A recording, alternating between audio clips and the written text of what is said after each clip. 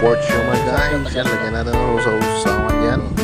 Garlic, beets, alright. Tara, try natin. Let's go. Special siomai guys. Yan, dito lang yan sa aming lugar. Ginapat niya guys. Yan, shoutout sa iyo ate. May pork siomai na yan. Japanese chicken siomai. Tara guys. At shoutout sa inyo. Alright, let's go. Chili.